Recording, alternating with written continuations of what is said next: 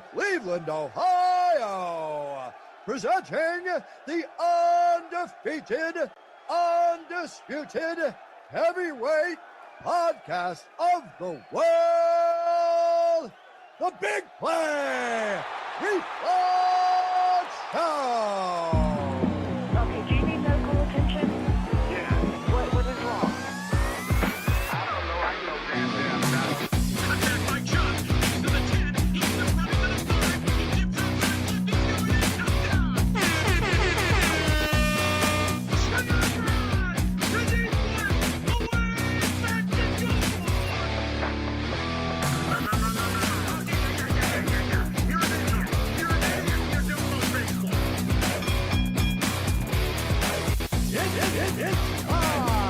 The Big Play Reflex Show.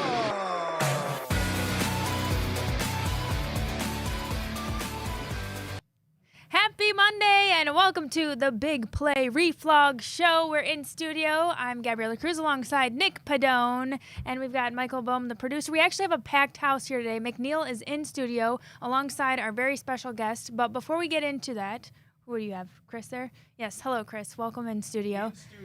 Yep. We got a special episode. I mean, the whole thing.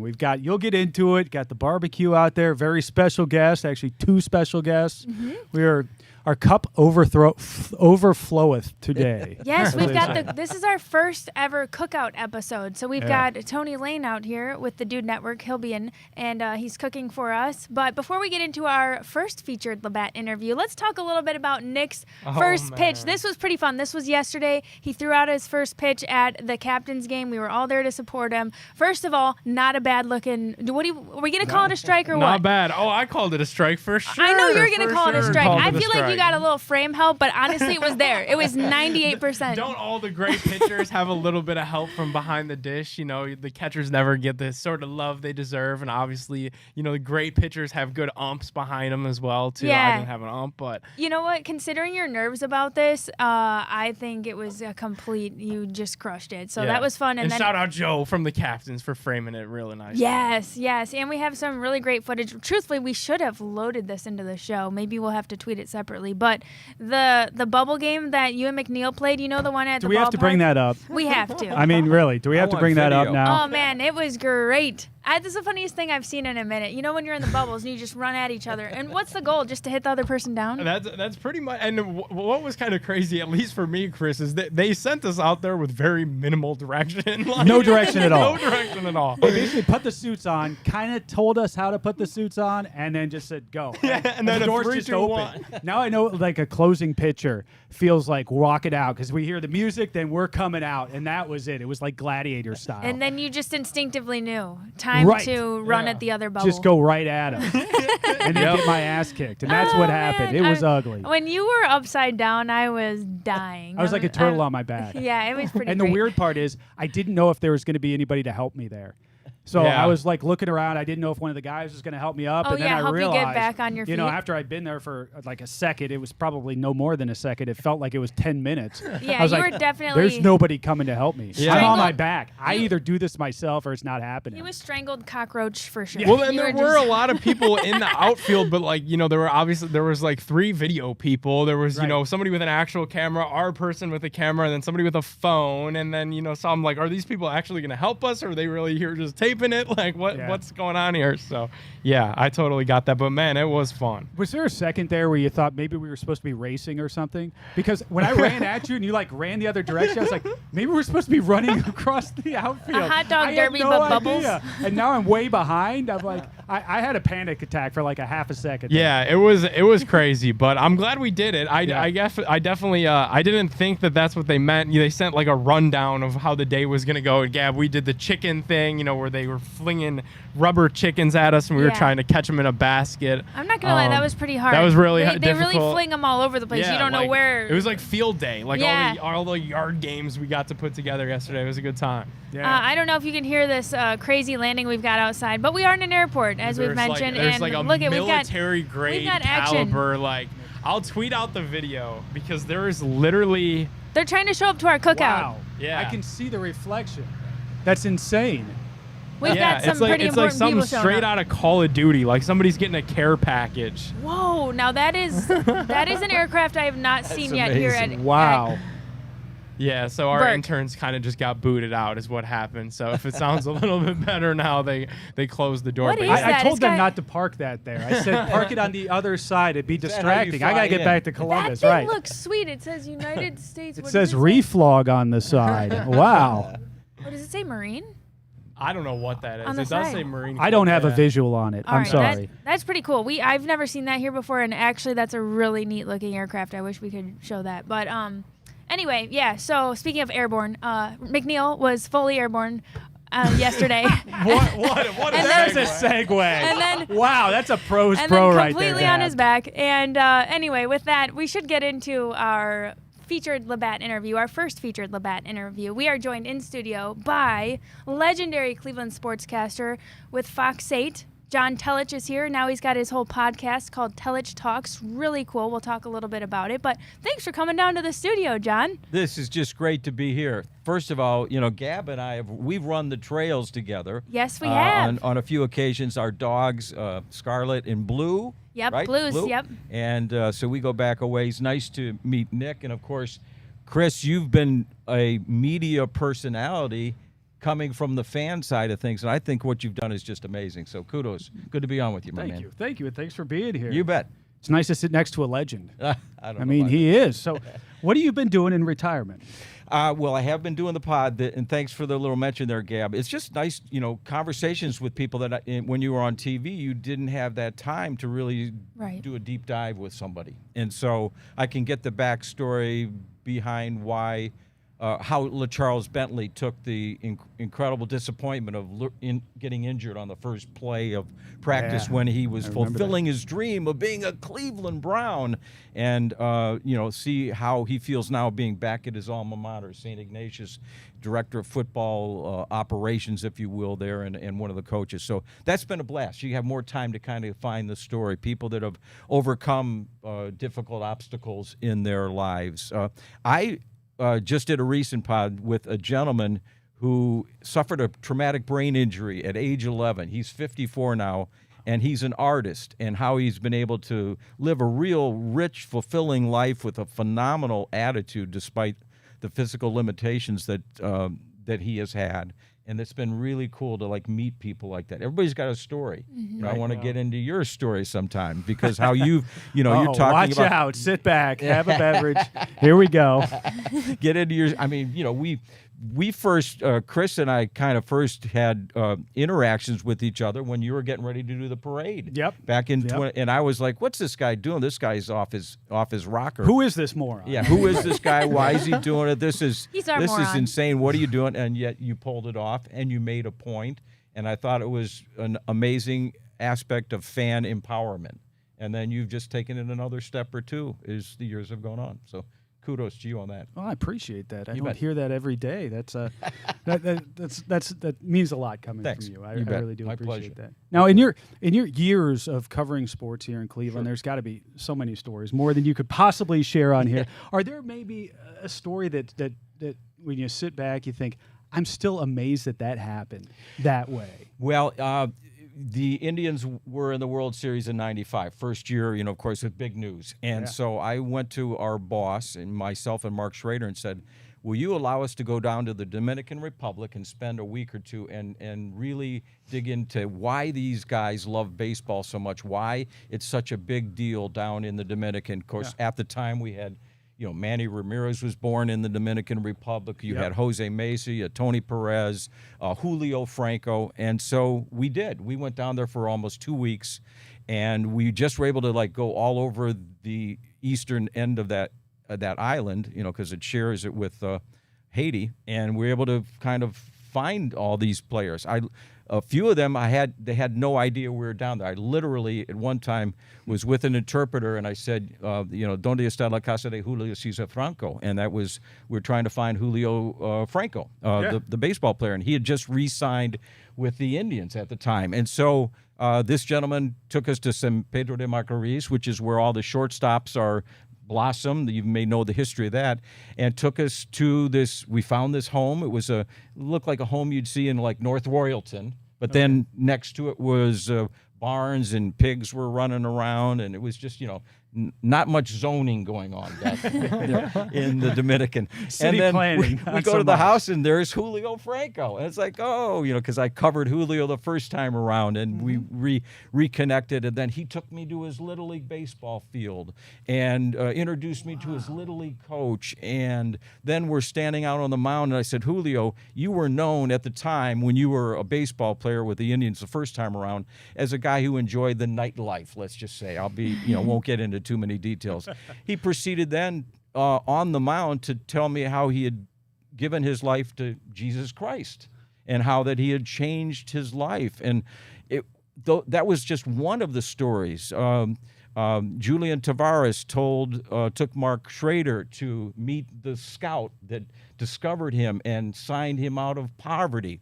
I was on the on-deck circle at a Winter League game with my cameraman, Herb Thomas, the great soul man, may he rest in peace, and I'm interviewing Sammy Sosa we're in the on-deck circle. I said, are you sure we can interview you here? You're going to you're going up to the plate here, and in a matter of pitch. He says, no problem, no. And so we literally interviewing Sammy Sosa in the on-deck circle, and this was 2 years before he became Sammy Sosa, with McGuire. And he proceeded to say, my biggest goal in life was to build a concrete home for my mother. And that's what was a big deal for the kids from the Dominican Republic. They could make enough money to help bring their family out of poverty. And we went out with Jose Mesa and his wife, and we went to where Manny Ramirez was born and met the people that knew him when he was a little boy before he moved up to Washington Heights in the Bronx, where he was discovered. That was such an awesome experience. And what made me recount that now, Chris, and also what made me think about how things have changed, because if that were to be today, I would have had to spend half the day tweeting about half the stuff I was doing, or writing an So email. true. But back then we could just spend time gathering journalistic stuff and then present it later, put it on shows and stuff. That was one of the greatest experiences. That's in an my life. interesting distinction, that you could really be in the moment for that. Yeah. And and the deadline is separate from trying to live do everything on the spot. It was just you don't get opportunities to do that stuff. Then let's say, back in the day when the Cavs, I remember the first year that Mark Price came on the scene. Yes. And we, back in those days, were able to witness entire practices, not just for the Browns or the Cavs or whatever, but with the Cavs. Lenny Wilkins, we were up on that third floor of the old Coliseum. They had asbestos on the walls. And I was actually in that room. You were in that room? I've been in that room back Yeah. in the day, because Yes, we lived in indeed. Bath. I'd go to several games up there at the Coliseum, and he'd give a coach's talk. Yeah. And if you were, I forget what Dad had, but he had some sort of a corporate event. We got to go in there. He gave one of those talks, and I was looking at the walls. I'm like, this is not.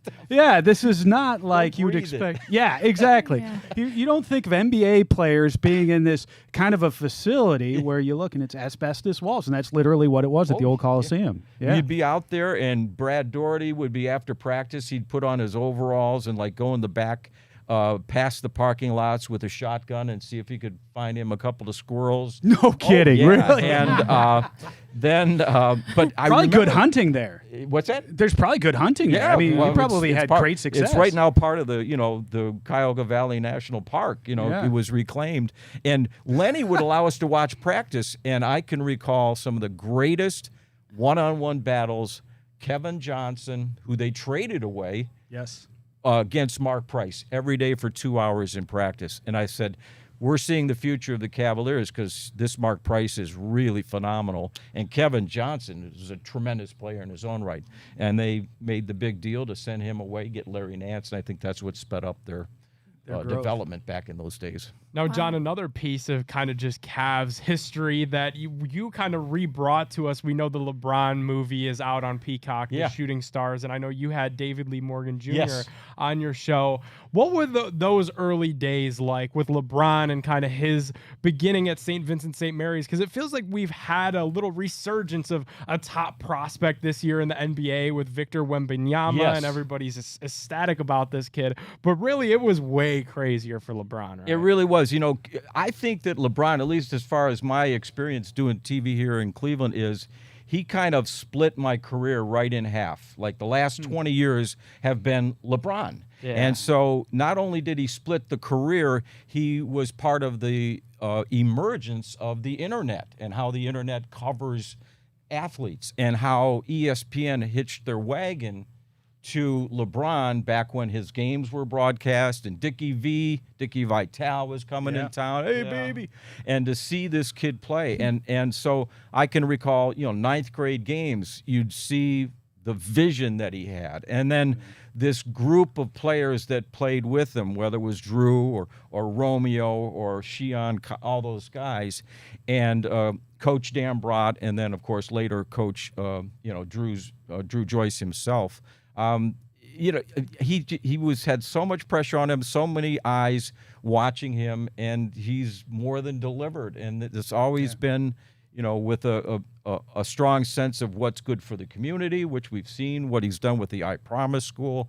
But it was just phenomenal to, like, even after games, there was real cool moments. Sometimes we'd be out on the court, and I wasn't part of the rights holders. You know, nowadays it's the rights holders can be on the court and get the players right off. Like Allie LaForce will get so-and-so for TNT. Yeah. And then, you know, the rest of us were going to the media room to get sound. Well, I would sneak out on the court sometimes before I would be admonished by the PR people. And I would just get 1 or 2 bites from LeBron. And then, you know, he was really cool to me about that. And then I'd get shooed away by the PR people. You're not supposed to be doing that. And so I always respected how he went about his craft, still does to this day, still one of the greatest players in the game. And he, more than anybody else, is kind of like the defining figure in sports that I've been able to cover for all these years. And he's still going, and I'm retired. It's amazing, right? It's crazy. It's insane. 2016. What did that mean to you? I mean, I know what it meant to me as a fan. The Cavs finally do it. We've had so much heartbreak. Yeah. I know you've covered it all. I've lived through it. Yep. What was it like in 2000? Well, when the Browns won the championship back in '64, I got to experience that on a father-son level. My brother and I and my dad were at the game. We saw it. It was a big moment, but at the time, you didn't know it was a big moment because you're a kid and you think this stuff's going to continue. It's going to happen every year. Oh, of course. I mean, my first year back here in 1980, Cardiac Kids, I'm figuring, wow, these guys, this is going to, every year these guys are going to be in the playoffs, you know, and it just wasn't the case. So same thing for me. I was at Kosar's Gastineau game, and I thought, well, that's okay. You know, this type of thing will happen every single year. Think of teams like the Patriots. Man, how would you like to be a fan of them? They're never in the playoffs. They're never sniffing anything. And then we all know what's happened since then, right? It was just, you know, so much fun. Like the Bernie teams in the 80s were the essence of just great community fun because, first of all, the free agency, not what it is today in sports general. So the players that were here as a youngster, they were here for quite a few years. And so you got the relationships with, I'm looking over at Hanford, they're on the wall, and Bernie, and the relationship with Bob Golick. And I remember, you know, going to charity functions with Bob Golick to cover the events, or sometimes we'd even go and pick him up to get him to the event and stuff. And there's been more of kind of like a dividing line in recent years, the athletes versus the media, and, you know, and the teams are disseminating their own media little packets versus the media trying to get their daily dose of what they want. So it's kind of parceled out to you, not the way that it was in the days when you could get everything you wanted at a practice. So, but LeBron, far and away, you know, just the most compelling figure, and remains to this day. Even the things that he said on a social level, where I remember asking him about, there was a time that LeBron and D. Wade and all the guys stood up in the summer at the ESPYs, and they wanted to put some pressure on the commissioner to do more to help the inner cities and the cities around the NBA. And I remember asking LeBron about that moment, and yet he used that moment to make a statement about, I worry about my son one day driving and being pulled over by the police. It's like, whoa, and so he's really if there's a guy, would be the dream, sit down and talk 2 hours to, it would be LeBron James. But this would have to be on his terms. And getting back to your question, Nick, we're seeing that in the manner of a made-for-TV spectacle that's being watched by people around this country about the origins of the characters that played for Akron St. Vincent St. Mary. Yeah. You said LeBron is still going and you're retired, but really you're still going too, John. I think one of the And you would know firsthand, right? Yeah, so one of the things I think would be cool for you to chat a little bit more about, because I'm pulling up this episode, the one you sent me about Bo Knows running, Ironman running streak. Well, we're both runners, and you really are still going. I know you've had some knee issues and such, but you're really still getting miles in. Can you tell us a little bit about how did you get into running, and how did it explode to all these miles? Yes, it's my running, etc., has been in 3 stages. I graduated from college. I was a half a pack a day smoker. And enjoyed my beer and being involved with my fraternity brothers, and then doing all the radio and TV at Ashland College. And then I made a promise: graduate, quit smoking, start running. The next day I did that. I quit smoking, and I started running like a half mile that first day. And then you got a job in the media and quit smoking and started exercising? Wow, that usually goes the opposite Something way. wrong with me. That's right. That is fun. So I get out of college and I started running, longer distances, and then that started a period of like 12 years where I ran just marathons. And I ran a bunch of marathons. The first one was in Des Moines, Iowa, and so I ran a marathon. I was age 23, and I did those up until I was about 33 or so, and then I discovered triathlons. So I get into triathlons. I do 20-some years of tries, more than 100 of them, 3 Ironmans. So I'm doing those, and then I discover these crazy people running on the trails, and not the asphalt trails, but the real gnarly single track routes. Well, Gab, because we've run them, and I've tripped over them. You saw me face plant a few times. Oh, same. Yep. And so That's the thing. You fall. Oh, when you do do. Trail running. Because You I've do. tried trail running. With my ankles, forget about it. I don't make it very far. I really do not. You do. And I believe me, I've fallen when running a 100-mile race. That's part of the damage. So I got into running like ultra marathons, and that's what I've been doing up until now. And in fact, I just did one about a month ago that was like a run as far as you can in 24 hours. And I just said, well, I've done 100, so I'm just going to do 70 because that's my age. That'll be my age in a week or two. So I did 70 miles. And the cool part about that was it was the first time I did it on, like, we call it a hamster wheel, because it was just a 1-mile trip in the woods. Do you have to do 70 times? What's that? You'd have to do 70 times. You had to do is 70 times, and then, all your nutrition could be in one spot. You didn't have to carry it. Because all the other races I've done, like the 100-milers, they start at one spot, and they go all over God's creation, and they end up in another spot. So you need logistics of having a crew intercepting you every so often to give you things that you need to help sustain you as you go forward. And you also have to stay ahead of time limits, because after 30 miles, you have to be such and such a spot. And if you're behind, they pull you off the course. And first time I ran a 100-miler, I'm down in the Cuyahoga Valley. There's a place that we call the Sound of Music Hill. It's down in the valley. And I'm coming up the crest of a hill. I'm 73 miles in. And when I started that loop down there, they said, you're only 10 minutes ahead of the cutoff. Now imagine you've been running for 21 hours, and it's overnight, you got a headlamp on, and they're telling you you're only 10 minutes ahead of a cutoff, and you're thinking, well, I don't know how fast to run. I'm just going to run as fast as I can without killing myself. And I came to the top of the hill, and the guy at the aid station looks at me and says, give me your number. You're over the limit by 3 minutes. And I wanted to fight him right there because I said, you can't pull me off. Yes, I can, over sir. 3 minutes. Yeah, I was 3 minutes over. And so he was like a real big stickler. And after going back and forth with him, I realized I'm not going to win this argument. He's just a real stickler. Other ones, You had a were- chance to make cross country a contact sport there. Yeah, I could have. I should have. I should have just let him have it, or I should have just said, "Hey, Haley's Comet," and then just took off in take the off. other direction. Yeah. Oh man. So anyway, so I learned I learned a lesson. The next year I ran faster, so I was ahead of the cutoff. And I Cool. finished. That's insane. Yeah, so that is I've run insane. 3 marathons myself. I almost died like all 3 times. What happens to your body when you go that far? Because I can't think of ever going anything over, the 26 point. Yeah, so much of it's 2 your head. miles. It's you've got the proverbial one mindset on one shoulder saying, I think your ankle's a little sore, isn't it? Yeah, okay, something wrong with your ankle there. Maybe you ought to slow down a little bit, or maybe it's time to pull out. You've already run 52 miles. You don't need to run 100. Come on. And then the other one's saying, you can still do this. And so you fight yourself, and you go through one little mini crisis after another. And then by the time you get to, let's say, 80 or so, you're going, everything's cool. What was bugging me at mile 25, I forgot about what it was. And then you just, you get it in your mindset that you can finish. Sometimes you talk yourself out of not finishing, saying, I'm behind the 8 ball here. I'm not going to make the next cutoff, blah, blah, blah. And so those are the mind. I just want to see, what I'm made of, how far I can go. And I meet so many awesome people on the trails. It's really cool. Gab notwithstanding.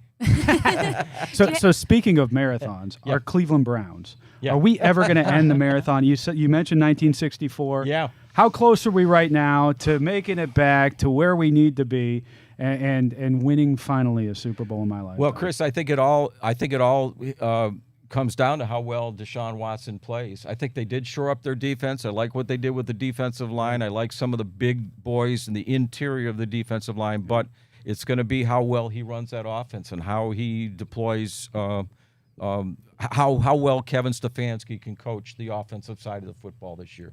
Because you're going to have to outscore. You're going to have to. You want to get past Patrick Mahomes. You want to get past Aaron Rodgers. All those people. You're going to have to put up a lot of points, and so it all hinges on that. I don't know if they have what it takes to go to the Super Bowl or anything of that, but if he plays well, they're certainly going to be very much in the conversation, I think, this year. And what are your thoughts on Stefanski? I was just about to ask. Yeah, as somebody that's covered the team for a while, and just you kind of understand how these things go and how the leash continually We've seen a gets few shorter coaches in shorter Cleveland. and shorter. You've covered a few Yes. coaches in Cleveland. Yeah. I like Kevin to a point, but I'm still wondering if he's got the mettle to be the type of a coach to take them. Is he in the Andy Reid class? Well, I think no. Yeah. And I think that's going to be another reason if they're not successful. Maybe he just didn't come through as the solid coach that you would expect. But he did a nice job. He got them to the playoffs his rookie year. It was a weird year because of COVID, and I give him all the credit in the world for that. But I'm still slightly skeptical of his chances to take them as far as they have to go or want to go. And speaking of, you've covered a lot of different coaches over the Yeah. years. You've also covered a lot of eccentric players. Is there anybody who's maybe the most eccentric you can think of? Wow. I know. In Cleveland, we've had our handful. We've had Johnny Manziel's of the world. Yeah, I we've think had just about Chris, OBJ. that's- Yeah. I Yeah. mean, it's kind of a loaded question. There's a lot there, but that's just There recently. have been. Yeah, he was great. Mel Turpin was we used to joke about, if you remember Mel Turpin back in the early 80s. Back in the day. Nick, do you remember Mel Turpin? No. Yeah, there you go. Yeah, Dinner Bell Mel, right? Yeah. So we used to joke about him. Trying to think who else. How about Albert Bell? What was he like to Well, cover? okay, all right. Albert. I always love a good Albert Bell story. let I'm me- sitting here right in front Let of me give the most infamous of the Albert Bell stories. You heard he threw a baseball at a fan. Absolutely, Okay, yes. that's been okay. Legendary. Legendary. Nick, you've heard that story, Yeah, right? Have you heard that, Chris? Yeah, Nick? yeah. Okay. Well, that day that he threw the ball at the fan, there's no video of that whatsoever. It did not happen because here's what happened. In those days, that game was not on TV. So all the local stations would send a camera. I'd send a camera to the game. They would shoot, and they had the trigger. And the trigger that get ready to throw the pitch, hit the trigger, rolls the video. If it's a swing and a miss, hit the trigger to stop it. So there's no. Well, on the play in question, he hit a foul ball. It's in foul territory. There's nothing to it. Every camera person stopped the trigger. The ball rolls into the corner. Albert goes over and picks it up, sees this fan who'd been on his case the whole game, calling, hey, Joey, keg party at my house afterwards. So he sees that guy. You want this ball, MFer? All right, here's your... And he zings this thing, hit him right here, right in the solar plexus. So the game's over. The word And gets this is out an old municipal. This is he's the old he's place, a ways away from 91, this I believe, Yeah. 1991. So it hits the guy right here. I get a phone call. I'm at the station, and it's the fan, and he's still sloshing his words. He's inebriated as they come. Oh, the fan himself. The fan himself calls me. He says, he threw the ball at me, blah, blah, blah. I said, okay, wait, where are you right now? And he said, I'm in my house. Stay where you are. I'm getting someone to come and pick you up. Don't talk to anybody else. If you don't call any other stations, we'll come You and get the exclusive. And Yeah. so we send a guy, gets him, brings him to the station. When we just do him live, I interviewed him on tape. And so I said, don't you think you were egging on a guy's an alcoholic? He's trying to change his life. What's wrong with you? And why did you think he would do anything other than, you were poking the bear and the bear came and, got you. And he said, I didn't think there was anything wrong with it. And I said, well, he hit you. Where did he hit you? He said, well, he hit me right here. I said, do you mind taking your shirt? He takes his shirt off. You literally could see every stitch of the baseball. Wow. Every stitch of the freaking baseballs right there. And so that happens. We show it on the air, and then Albert's people get wind of it, his lawyers and what. And so then they want the video, and that was above my pay grade. My bosses, that was their decision. I don't know if they released it because they would have been taking raw footage, and I don't think we're allowed to give out raw footage. Now, if they took it off the air, I don't think there'd be anybody stopping them from doing that. So there was some legal stuff that went on. But, yeah, Albert, that was one incident. There was, of course, the chasing after kids that threw eggs at his house on Halloween night. Did you always know where you were going to be on those days during Halloween? It's like, well, I got to make sure that I'm on Albert watch. I want to go to this guy. Yeah. I did a thing with Sandy Alomar talking about Albert, and all Sandy said in the interview was that you never had any problems with Albert, none whatsoever, because Albert was so involved in his craft, and he was always in the cages. He was always working on refining his swing, and so he was a huge student of the game. Never a problem as a teammate with Albert, but except for the temperature, right, in the clubhouse. Yes, yeah. That's the infamous. Paul Hoynes called him Dr. Freeze because he slammed the thermostat because he didn't like the temperature, and That's what I'm going to do in here. That's our We've decision been of how I need close. Mr. Freeze to come in here, no doubt about it. yeah, exactly. But Albert was quite a fascinating character. But the media's got to be your best buddy in order for you to win awards. And one year he had 50-50, and he should have been the MVP. Should have. But not because of the way he was towards the media or just in general, he didn't get those lovey-dovey votes. And but he was one heck of a player. That was Mo Vaughn who ended up. Yeah, it was the Mo Vaughn year. One of our residents in Northeast Ohio. Mo Vaughn. He settled here in Northeast Ohio. Yeah, he once sat courtside at one of my CYO basketball games growing Mo up. Vaughn? Mo You look Vaughn over, was there's Mo courtside at one Vaughn? of my games. I have a picture, you were- old picture of me, and I had like a curly kind of like bowl cut after a game, all sweaty with Mo Vaughn. When That's you were a awesome. future Nordonia night, right? Exactly. Yep. That's fabulous. Yeah, so Mo Vaughn. But Albert was quite a character, but that team, those years, you had tons of them. You had the old sage veterans like Eddie Murray, who the story goes, and Sandy recounts it, he was the one that encouraged Albert Bell to not necessarily slam into Fernando Vina running from first to second, but don't do what you did earlier in the game. Make him pay And so that's how that came about. Yeah, because he didn't break up a double play earlier in the same he sure game. broke one up there. yeah. Vina paid for it. Yes, he did. But so you had so many characters in that team, from Jim Tomey to to Omar. I remember Omar is very early in his career with the Indians. He had 3 errors in a game. He came here with the reputation for El Gato, for Felix Fermin, that he would be this great shortstop, and he has 3 errors in one of his earliest games as a member of the Indians. But yet he stood there after the game, and we just wave after wave of reporter, and it was really cool to us.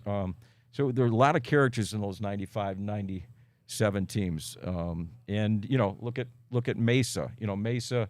Had the worst time to have a difficult 9th inning, or we'd be sitting here with at least one World Series championship in the last so many years.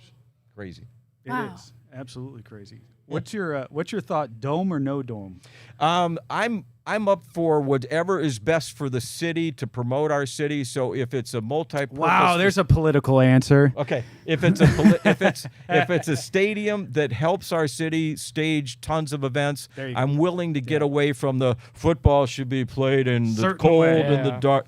I'm happily wed to that theory. So give me a dome. And I remember that cost Vince Campanella his political life here in Cleveland in the early 90s when they tried to build a dome stadium, and it kind of fizzled on the vine. And I did a whole series of reports before they built Jacobs Field, went to Sky Dome, went to Camden Yards, went to Kansas City, because it was the same architectural firm in Kansas City that ended up doing Jacobs Field. I was at Toronto one day after there was a couple who infamously up in the hotel room had left their curtains open while they were consummating their marriage or whatever it was. And so I was not the master of timing on that. But the whole thing we want to know, is the dome good for the city? Back then, nobody was thinking in those ways. But I think in nowadays, you have to do what's best for the city. It's got to be a multi-purpose thing that you can stage Final Fours, all those types of things in your city. And if it's not on dirt and it's not on grass, get over it. You'll live. Yeah. I'm with it. I'm with I that like too. it. Yeah. Well, John, we thank you so much for stopping and sharing your stories. And one more time, where can people find you when they want to listen to Telich Talks? Oh, thank you very much for that. It's on all the platforms, Apple, Spotify. It's just search Telich, Telich. Let's probably print it up there on the, and you'll be able to find it and just enjoy the conversations. And it was great conversing with you guys. We do a podcast right here. Catch you out on the trails. Maybe not as far. I'm not going to run as far as you are. Okay. I might do maybe a 5K with you, but past that, no way. Now, what's your mile time? I mean, what are you doing? If you're doing, let's say, I don't know, 5K. We'll start off there. What's your mile time? I mean, I can do like 8-minute miles, but I'm not fat. That's pretty good. Anything faster. That's pretty good. Yeah. That's pretty damn good. But I'm under a 10-minute mile. I'm happy. I'm 43, so if I'm at that level at any point in my life, I would be happy as hell. But nowadays, it's just how far you can go, and there's no real rush. Just beat the overall time limit and have a good time. That's fabulous. Cool. Break a leg. Well, do you have any races coming up? Are you gonna? Do you have your eye on anything this summer? What's coming up race-wise or anything? Yes. There's a thing I just saw that I'm going to do it. It's a 12-hour challenge. It's at the Metro crazy. Parks in 12 Rocky hours. River Reservation. It's called Hell on Hogsback Lane. There's a lane that comes up out of the park. I live near there. And Hogsback. it goes right by the monument for Stinchcombe. So it's a 0.7 mile, 122 feet of elevation climbing per loop. Oh my gosh! So you have the Stinchcombe Hill every loop. How many you can do?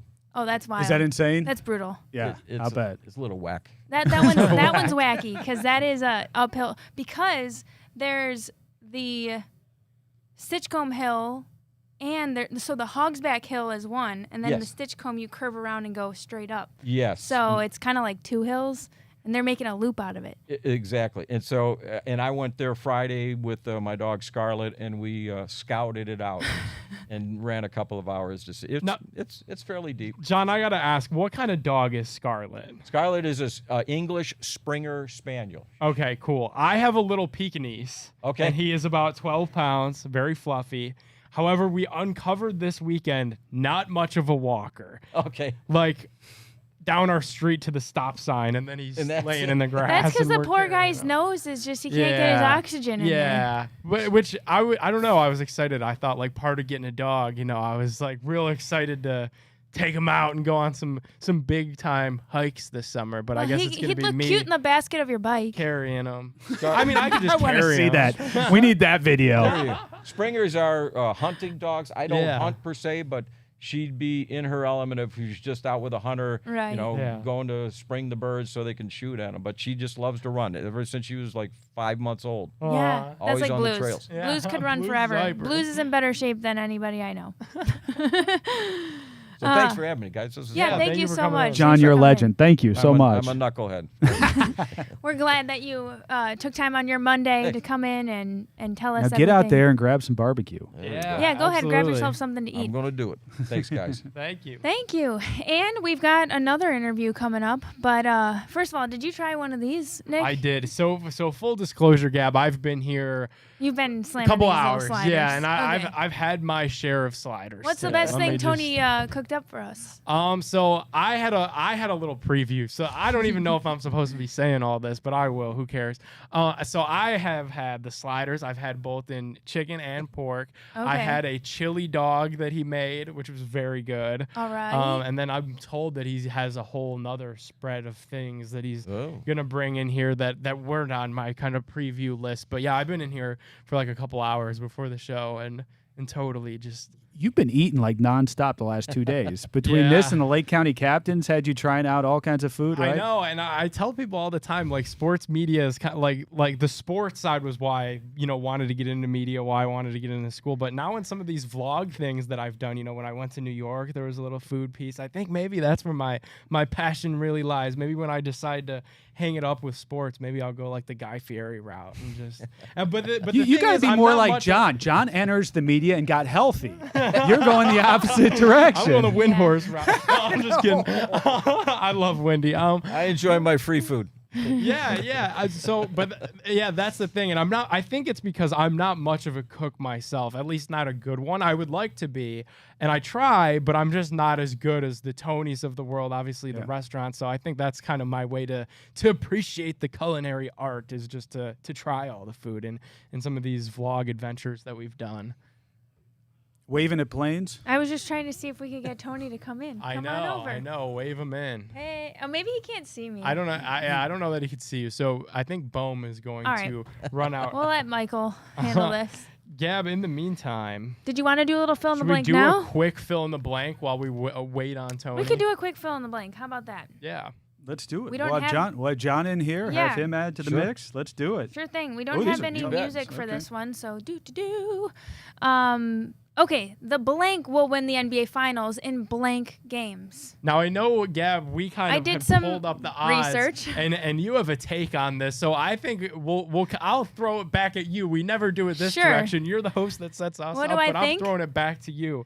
Who's winning the NBA Finals I'm and in how many thinking games? the Heat in 7. That's a nice little.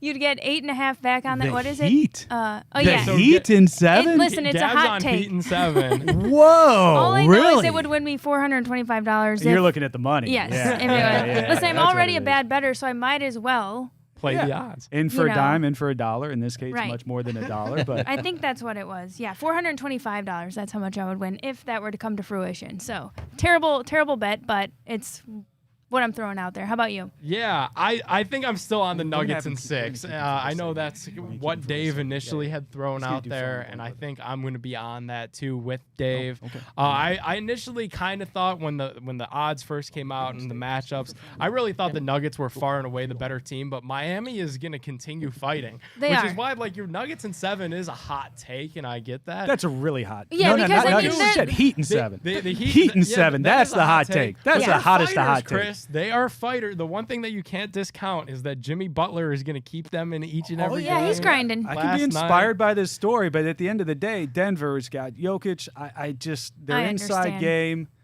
I don't know. They're a lot to contend with. All right, I'm on Nuggets in 6. What do you have? John, who you got? I'm going to say Heat in 7. No way.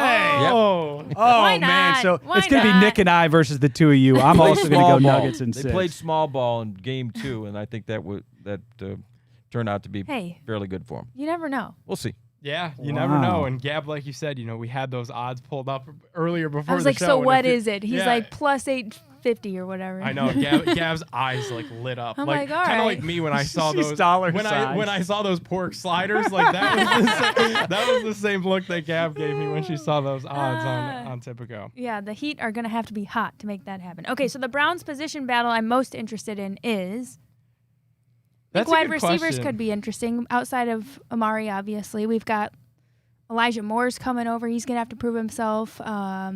Who else has looked good? Marquise Goodwin's looked good at camp. We've got so many. I'm excited to Got a see how handful. the defensive back room shakes out, especially Okay. with Jim Schwartz. I get that they lost Greedy, but you had Martin Emerson kind of explode onto the scene last year, and he was the hot topic as a rookie, 3rd-round pick. But then they keep just drafting guys in that position. Obviously, Greg Newsom's buddy Cameron Mitchell is here now. He's going to play kind of that slot role to take some of that pressure off of Greg. So I'm just curious to see how that shakes because good they point. have a lot of guys there. They keep throwing darts at that position, and Yeah. now and they're all good is the thing. So now it's how do you get all these guys on the field? Yeah. So I'm excited to watch a lot of the defensive side of the ball under Jim Schwartz throughout this mandatory mini camp and into training camp. Definitely. Chris, do you have a Chris. position battle? It's going to be, once again, the same thing. I'm looking at the interior of that defensive line, seeing what Jim Schwartz puts together. Is Tommy Togiai going to make this team? I know. Your Ohio guy, State, my your Buckeye, guy. my guy. We got a new sheriff in town now with Schwartz. Maybe he can connect better with this regime. Maybe he could do something. I'd love to see that happen, but I know what needs to happen, which is we need to get tougher up front, and that's what's going to start here. John, what are you seeing? Yeah, I would agree with that. I really think it's how well their versatility is of their interior defensive linemen that will help Miles, will help Za'Darius as well. Of course, Za'Darius can duck inside on occasion too. Yeah. So I think how well they get after the quarterback to shrink that time that the defensive backfield's got to worry about the receivers. And Schwartz is a factor. Just he's a tremendous amount of credibility, and so I think that in itself, from the jump, will be a positive factor for the Browns. Miles Garrett missing OTAs. Big deal, not a big deal. Yeah, I was listening to Sports Talk this morning, and they're getting into it. And I would say during the voluntaries, yeah, okay. But is this the mandatory part? I'm Still not. voluntary. This is the So- mandatory Well, week or no? this- This, It's about to this be coming mandatory. week is This coming week, mandatory. okay. Right. It's mandatory. I would Oh, expect my. him to be there. If it's voluntary, I'm gonna say, what he does on the field on Sundays kind of speaks for What himself. in the world? We got food coming in. Oh my gosh, Wow. Unbelievable. this is Yeah. This is looking Full good. spread on the way. So I was told beforehand Crazy. those are like grilled peaches. See, this is the way we won't- roll. this I is won't- how This is you the way do our it. podcast rolls. So Literally, just so there's- you know. There's live animals being slaughtered outside. We got food. We got huge helicopters, planes coming I'm down. I mean, telling we you. got everything going on here, John. Oh, yeah. That's awesome. Crazy. There you go, a little. Crazy. How about this one, guys? And this is crazy because this is still a hypothetical in its own right. Yeah. You think an odd man out if the Browns were to land DeAndre Hopkins? Chris, you think it could be DPJ could probably maybe be on his way out of here? I think that's- way. That's what I I'm think thinking. on It's the big interesting. Jones, no way. Really? Yeah, because if you look at kind of the I think the if anything, outlook- he's underrated. I think he is underrated, but I think they think that too, probably. And, the outlook of, well, you're probably not going to be able to afford him in free agency next year with, the high price tag that you'd probably pay somebody like D-Hop. You're paying Watson all the money in the world. So I think DPJ would be the guy that they'd look to flip. You only spent a 6th on him, so anything that you get, how these numbers people get, is in the green. So And I missed the part. You said if D-Hop comes. If comes D-Hop to it. comes, Okay, yeah. if he comes. All right. I thought you were saying right out of the box. No, and no, my heart no. skipped a beat Yeah. there. Yeah, I'm like, no. why Be a are we getting up casualty. on this Yeah, guy? that he would be just traded. I don't think they're going to cut him by any Right. stretch now. How about a little bit of baseball, because we split the series with Minnesota. I'm going to skip ahead here for our last one. Blank will be the Guardians' starting pitcher on opening day next season. After just, mind you, splitting the series, we just saw Tristan McKenzie sizzling with 10 Ks. He's back in action. Who do you think? Especially with, Bieber trade rumors. Yeah. We got Bybee and Allen coming up and doing their thing. I could definitely see Bieber getting dealt. I think Tristan McKenzie coming back. I think he's an heir apparent to be our ace, and I could definitely see him starting game 1 of next year. I do too. I 100%. You're going to agree? Yeah. Well, that's no fun. I know. You're supposed to say, no, you're out to lunch. Divergent, but no, I mean, I just can't see Bieber giving them the not necessarily consideration, but the contractual, just the take that he would. I think Bieber is going to want to get paid and going to want to get paid to the max, and we didn't see that with Jose, and so then I think they've always been good about being preemptive in these types of things. This may have to be one of those cases. We'll see. I think so too. It's always such a bummer, I get that it's played the Guardians/Indians' favor a lot of these times with the Clevenger trade. I mean, look at the haul that they got back for that. Like, Quantrill was a part of that deal. He's been serviceable for us. Josh Naylor was a part of that deal. So obviously you win, pretty much all these trades that you do, but it just sucks to rip that Band-Aid off, of losing, somebody like Shane. But I'm with you guys too. Like Chris said, doesn't make for great radio, but I think it's Tristan's time. Forming a circle and hugging and saying we all agree on the same stuff. I know. Kumbaya. All that's left to do is eat some barbecue. There you go. Kidding. Don, we're going to move you up by Gab. All right. You eat away. All right. Tony's coming into the microphone. Tony, the man. Hi, John. Nice to meet you. How you doing, buddy? We're going to be maneuvering here. Messing up because this is incredible. This looks amazing. Yes. So here we go. Entering frame, we have Tony Lane of the Dude Network. First of all, you've got quite the spread here. Maybe take us through what we're looking at and smelling, because it's smelling good. Yeah, we got a lot going on. Well, in front of you, Gab, we'll start with the best, just like you. We'll start. We have a Frickson Family Farms beef picanha, seasoned with a Memphis barbecue rub, and then finished with some tangy chimichurri sauce. And then we have my easy peasy grilled veggies, which are in front of Nick here. That has zucchini, yellow squash, mini sweet peppers, minced garlic, some street corn seasoning, and some Kerrygold Irish garlic herb butter. Wow. And I think that's all. And some smoked pork bacon in that as well for some extra flavor. And also in front of Nick, we have our beef bacon wrapped onion bombs, which have seasoned burger meat stuffed inside the onion circle. Holy cow. And then you wrap that with beef bacon, and then I got some of my own barbecue sauce glaze on top of that for everybody. Wow. As well as whatever else we brought here earlier today. It's been a feast. It's graduation season. This guy would be your right. main hire. Grad parties, tailgates, you name it. You can't afford me, people, so I'm just doing this for, Hey, look at that. Exactly. So, Tony, how did you get into cooking like this? Because this is some serious cooking. I mean, I Man. show up today. You have a full operation out back. You see the food that's out here. Absolutely fantastic. I can't wait to dig into it. So what brought you to kind of getting into doing the grilling thing? Man, I tell you what, before I went to college, my mom said, you're not going to college till you learn how to cook. So she made me start learning how to cook. Oh, I made something that tasted not terrible, and I was like, all right, I can get behind this. And then when I was dating my wife, her mom is published in Taste a Home magazine. So now my mother-in-law. So I always thought that was like really cool. And so I just started like a blog, found out I didn't really like writing, even though I have a journalism degree. So that was an interesting come to realization moment.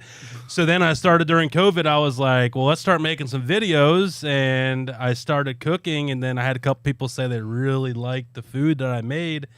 And then I just found out I was a full-blown foodie and just started diving in. Then at the turn of the year, I found out that we grew up not so good financially and that there's a lot of love in some simple, cheap meals. And times are getting a little tough. You know, people don't got the budgets that they did. So started showing people how to stretch $10 at a grocery store and doing like a modern flair with some modern cooking techniques and some great seasonings that are affordable to help bring these, what I call poor people food, up to like high-end lifestyles. So I try to make affordable, good food for everybody, because on the Dude Network, we're real and relatable, R squared. So the food, this is all common stuff that you can go get at your local market and just take to the next level, and you can easily do it at any tailgate. Cool. So this thing that I just had, this is the onion bomb. Yeah. What is in the onion bomb? This is fantastic. Well, if I tell you, you know what I'd have to do. Right. I got to recreate. No, Don't worry. If I so- recreate it, it will not nearly be as good as No, this. so really, I love telling everybody my secrets because I believe in sharing. What's the point of developing all this skill set if you don't share it with everybody to help their own life out? Because, I'd rather people eat something they make than takeout because it's healthier for you as well. But on that, it's literally Italian seasoned breadcrumbs and some steak and brisket seasoning and wild game seasoning from Redbeard Seasoning out of Willard, Ohio. Shout out Charlie Fry. And stuff that inside that there. But the star of that show is the beef bacon because it's smoked, and beef tallow and beef fat is got that smoky aroma. So when that renders down inside that porous onion petal, then into the porous beef, I'm telling you, you get all kinds of stuff going on in your That's mouth. a secret in a couple of your dishes, right? That beef bacon. We were Yeah, talking dude, about beef that bacon earlier. changed my life, man. And it's healthier for you, Put that on too. a t-shirt. No, seriously. Beef bacon's healthier than pork bacon, so this is actually healthier. And us dudes, we're a little stubborn to go to the doctor to get your stuff checked out. Right. So eat a little healthier and a common, easy switch. It's only $10 a pound for that, compared to $8 for a good cut bacon. So for $2 more, you can eat a lot healthier. And beef tallow you can render down for like cookies. It can be a butter substitute. I mean, it's a lot of cool stuff you can do with beef tallow.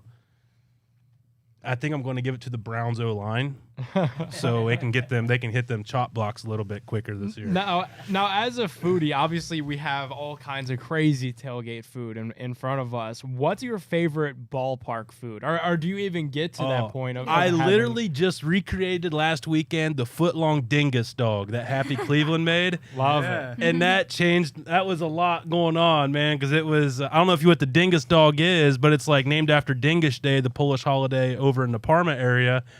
And I did a foot-long version because, Dude Network can't do a regular dog. But it had like a layer of pierogies, some Cleveland red kraut, and like a horseradish cream sauce on it. It was pretty solid. So I would say a ballpark is only good as its dog, which is why Toronto doesn't deserve a baseball team, because their signature dogs are They're horrible. It's abysmal. That's why no one likes baseball in Canada. Have you been around to different stadiums to really put your Just mark on I guess like the evaluating? pitchers, yeah. Unfortunately, the budget doesn't allow me to get around to many parts of the country, but yeah, I've been to like Citizens Bank, and I always like the minor ball club, minor league. Like, Akron Rubber Ducks is gonna have a way better and funner environment, and I always think their food menus. Like, I love the signature dogs. We just talked about that on a show here recently. We did a tour around the country of like all these really crazy signature dogs that all the ballparks have. So ballparks and golf courses, they're only as good as their hot dogs. So you're also a Browns fan, Yes, love them. big tailgater, right? Love those too. What's the big tailgate secrets? Like, if you were to give like the 3 best tailgate secrets from your opinion, what would those be? Find everything you can cook on one vessel that's electric. That's huge, right there. Yeah, that's huge, because like today we were going to do something different, and I was like, man, if I do ceramic with charcoals, we might be out here till 11 o'clock waiting on the charcoals to dumb down. So we just brought like a portable griddle, and I think it's important to prepare everything and put it in like Ziploc bags, like make your stuff, and all you got to do is just put it on the grill when you get there. That's a nice tip. And have a game plan. Yeah. And don't stray away from the plan. Don't try to get too cute, too fancy, because just whenever you think you got enough, you're probably got enough. And if you run out, then all right. But yeah, so like don't over prepare, keep it simple, and have a game plan. I'd say are the 3 best things, and have a budget, obviously. Now, on the field, what are your thoughts on our Browns this year? Have you gone through and done like the schedule man. game? Do you know how many wins we're going to have this year? Well, yeah, 17. Come on. 17, right. Just like I'm not we have in the trying to past, say I'm being over optimistic, but let's just say I found over the weekend that my ring size 13. So right? Nice. I love the optimism. hey, it's all we got, man. Hey, rebuilding since 1964. That's Shout exactly out. right. Yeah, I brought my favorite lucky shirt today. So Now back to the food. So we were also talking about before the show, just some of the famous TV chefs. We were kind of going through some of those names. Who to you is the ultimate food celebrity other than yourself? Chef Michael Simon, Cleveland guy, the original Iron Shout Chef. out. Mabel's Barbecue over on 4th is just an experience for a big box shop. Yeah. I'm a big believer in the mom and pop places, but they got it dialed in over there. A guy that's just put Cleveland food on the map, and an ultimate icon. And Friend of show, by the way. is he? All right. Oh, yeah, Hey, he's shout been out on the Chef. show Hey, twice. man, let's go. Come on over. Let's show me some stuff. But no, I think he is the ultimate foodie. Yeah. Like I said, the original Iron Chef, and he's got them Cleveland ties, and he's done a lot of good. And he's a big Cleveland guy. He's big pro community, from what I can gather. So love Chef Simon and everything he stands for. You think any of these dishes could beat Bobby Flay? You All ever of watch them. that show? All of them. Bobby Flay's overrated. Another hot take. I don't know. right I don't know. I'm here to I want about to the mow him hot down. Next, who's next? That's all I got. Oh, you want to get me started on Ramsey, who hasn't changed his menu in 30 years at Hell's Kitchen? What? I said it. Guy Fieri is an Ohio guy, at least. Yeah, he's cool. I mean, the leather Flavor pants. I think Town. we need to get him some new leather pants. I mean, I feel bad. Can you imagine being around hot fire and like leather pants all day? That's how I know it's kind of like, is it real? Because I wouldn't be able to do that. Right? Fair questions. Yeah. So what's next at the Dude Network? Where can everybody find you here, Tony? Everyone, like thedudenetwork.com will be launching here soon. And that'll be like where our live streams will be at, and we'll have like recent content. But basically, if you have a social media platform, Dude Network has a good presence on all of them. We have like 6 or 7 total, for anywhere from like TikTok to Clapper to like Pinterest, Twitch, Twitter, like Facebook. Yeah, all of them. Yeah. So I don't know what's next, man. I guess one day at a time.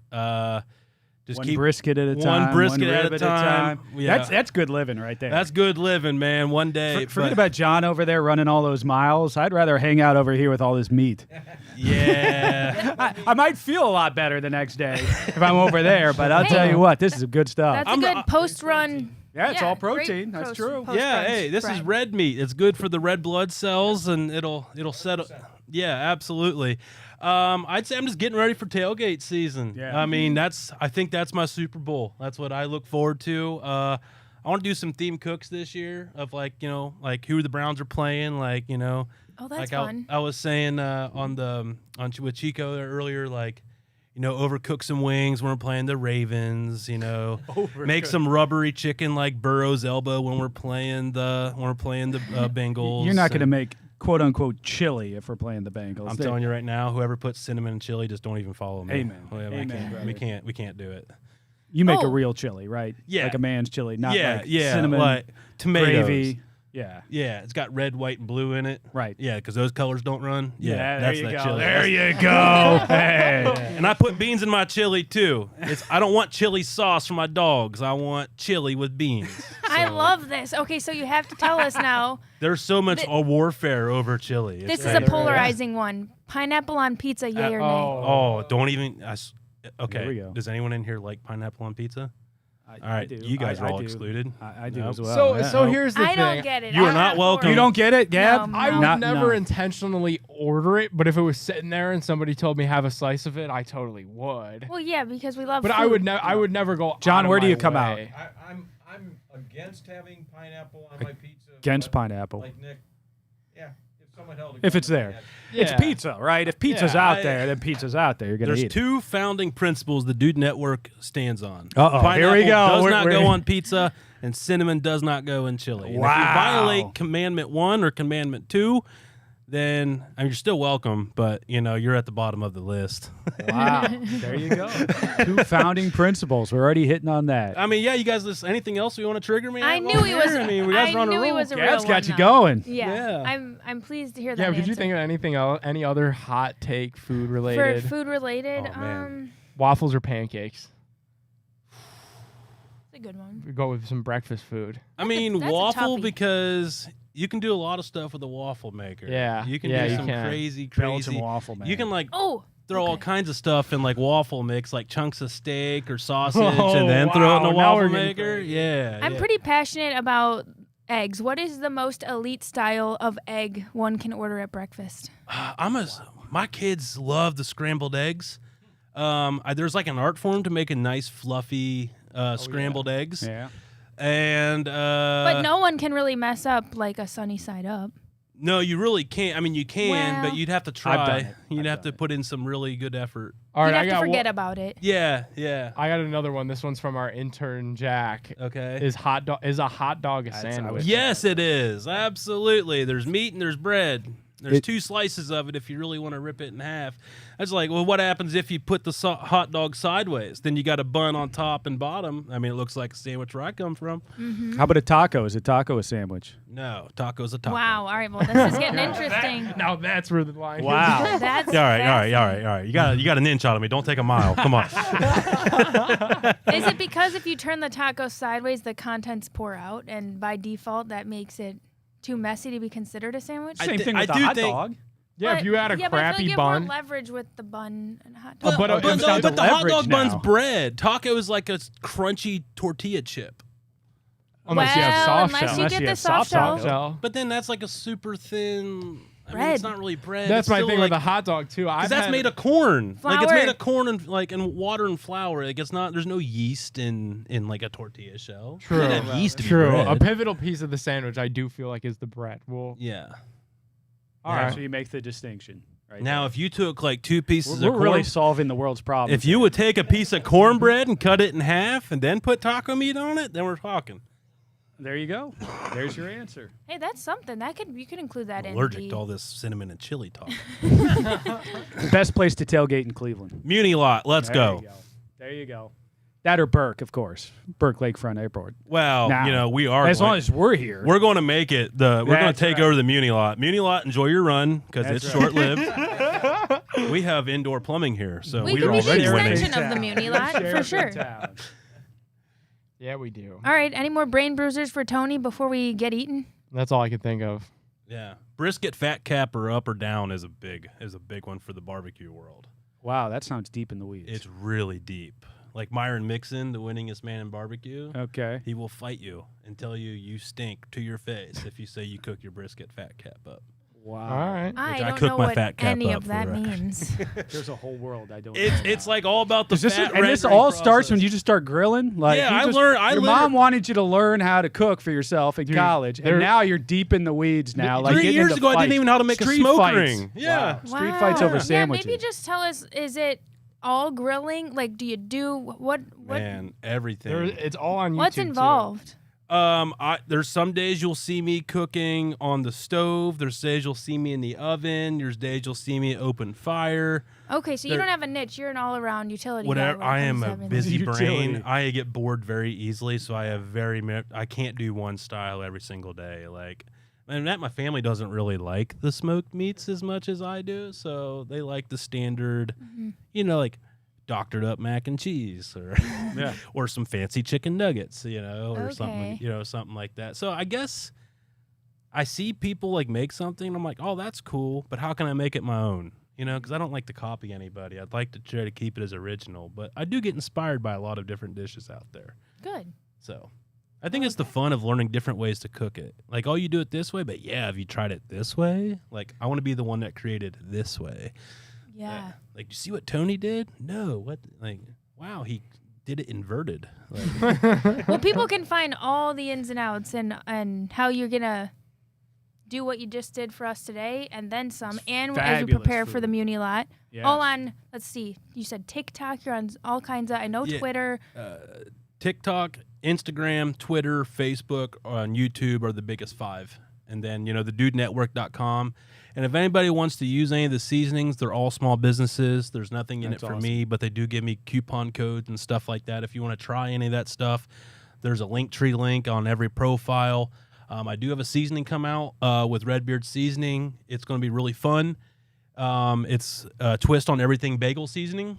I've never saw a zesty or spicy version of it, so we have zesty anything bagel coming out here. Oh, wow. With Redbeard seasoning here in a week or two, and it's the only thing out there that we can find like it. So it's gonna be a fun twist on just a simple cream cheese topping, and on those poppers you got to have earlier, Which were fabulous. It had that seasoning on the cream cheese, so the Okay. seasoning on those poppers were the upcoming zesty anything bagel season. I think that's low key my favorite. I mean, of all appetizers, all tailgate foods here in the last 10 years, that one has really been a comer. And that one's is really, anybody watching, you literally just half a mini sweet pepper, put a little bit of cream cheese on it, seasoning, and a strip of bacon. You don't got to wrap the bacon and do all this fancy Beef toothpick bacon. work.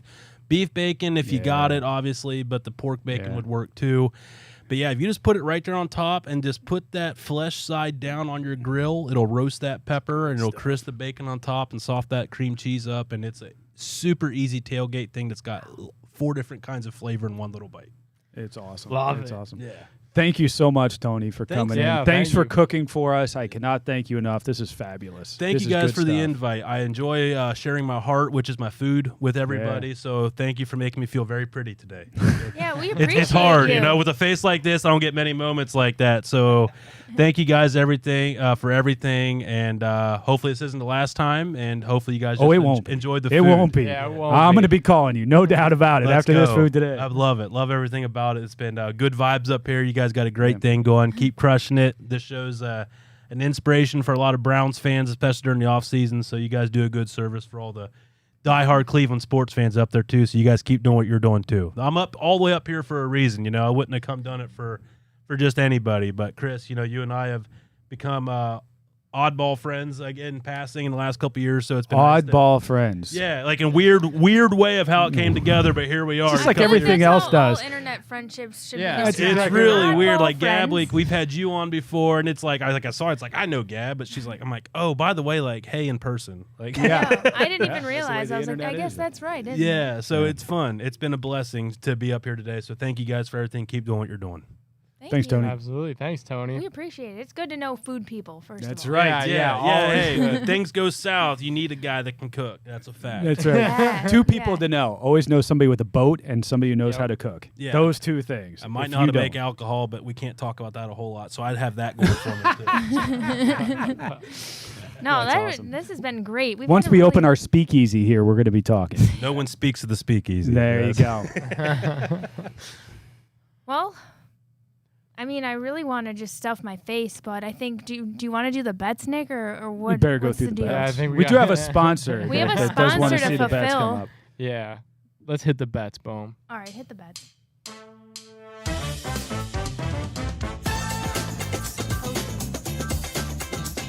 Probably try something on this.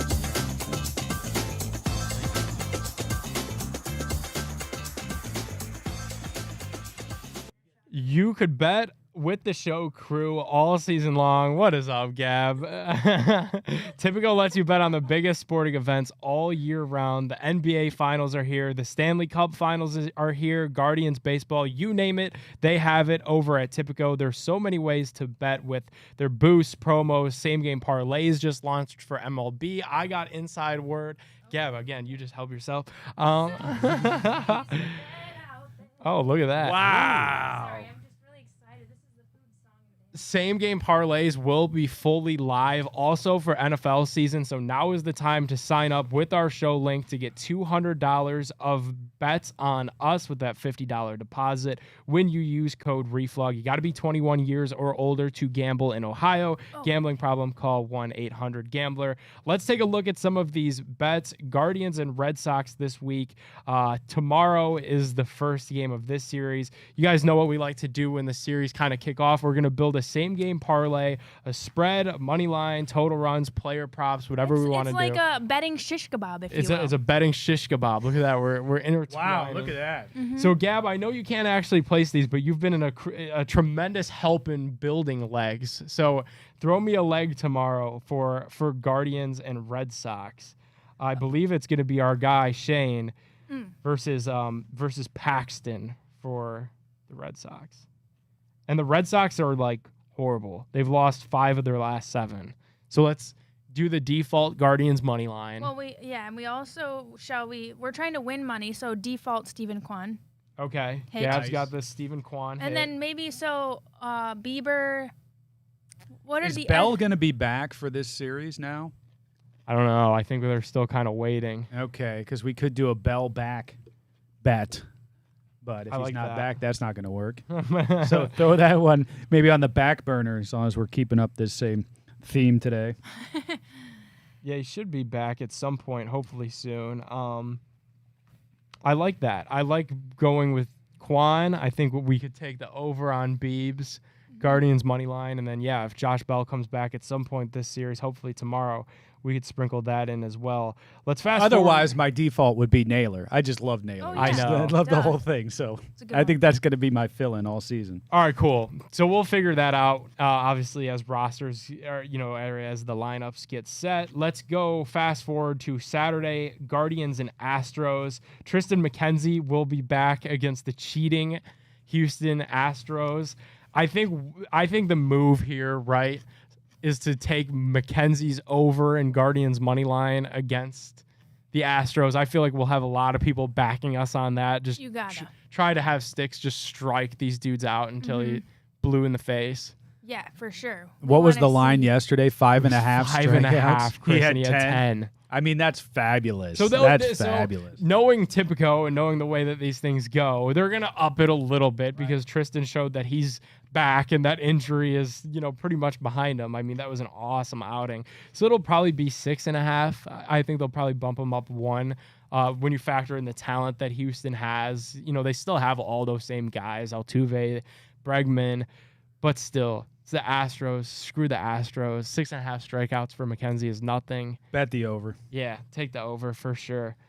Let's go with Nuggets at Heat on Wednesday. Gab's Game Heat. 3. Gab's Heat. Gab's Heat. It's back in Miami for this game as well.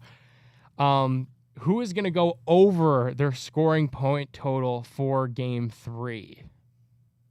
Out of anybody, whether it's on the Heat or Heat, on the Nuggets. Anybody. It's a good question. I'm just going to go Joker. Why not? Go 'Cause with I think, Jokic. Yeah.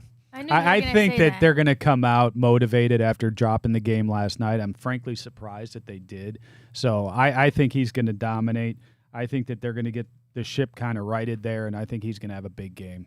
28.5 is that number that you're looking for, Chris? Yeah, Let me I see. think he can get 30. 30 and what, another triple-double? I mean, it's Yeah. amazing the way he's been playing. Yeah, some of the other guys that are up here. How about future Cleveland Cavalier, Caleb Martin? I think that would be a fun bet Right. on his over. I'm actually going to go with Kyle Lowry. Last week we had a visitor in here, our friend Layla from Nirvana Super. Yep. He is a big investor, ambassador of that brand. So I think we're going to feel super, do kind of like a super boost for Nice. Lowry. Kind of blend a couple big play worlds together. Also, Kyle Lowry, just a legend. I love when he comes off the bench. I wish Kyle Lowry backed up DG. Is Kyle Lowry? and that's the thing. I think he's 30. Over-under. Where are you setting the over-under? What is his age? Yeah, 38? he's 38. Oh, really? No, he's 37, right? 37. 37. Yeah, and he just turned 37. He in just March. turned 37. That is Oh. ancient for a ball player, for a I w- basketball I- and player. I wish he especially was- kind of a role player. I now. wish he was Garland's backup. Yeah. He runs the offense so smooth, and I Yeah. think that's too a Spolster thing. But he just runs their offense so well. Alrighty. I think Stanley Cup Finals. Oh, we gotta we get gotta some get hockey into some in here. hockey. Yeah, good It is lord, the we can't skip Vegas over that. Golden Knights and the Florida Panthers Nothing says hockey like Florida. and Vegas. Come on. I'm going with the Golden Knights.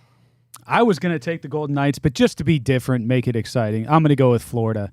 Florida's the home to hockey. They're gonna bring it back home there. All right. No, I got to go Golden Knights because I'm not a hockey fan at all, and intern Jack is a Vegas fan. Vegas is up 1-0. You're a hockey guy? Beautiful, beautiful. Okay, all right. Now I know who to go to when we have any of these questions come up, NHL related, going I over trust here. his judgment. Beautiful, beautiful. Look at that. Give me the game will be insights. I love live, it. And yeah, Giving we away- will giving see away if that money. hits. That's right. All right. I think we call it a show. That is our big play bet. We're all big, fat, and happy now. Yeah. That was some good food, kind of reliving some old Cleveland moments there, and me in studio. This was special. So thanks again, Tony. Thanks to you guys for having me. Thanks to everybody for putting this thing together. We got some great interns for the summer, so hopefully we can do some more of this fun. By the way, this was so amazing. Like, you're very talented, and those vegetables. Thank you. That's how I got my wife. That's All how right. everyone's like, how'd you pull her? I was like, my grilled veggies. Grilled veggies. I mean, seriously, if you don't like vegetables, just eat these. There you go. I mean, yeah. I'm glad you liked it. Thank you so much. Yeah, thanks for coming in. Guys, great show, and we'll see you next week. It's time! Streaming live from Cleveland, Ohio, presenting the undefeated, undisputed heavyweight podcast of the world, The Big Play Reflex Show!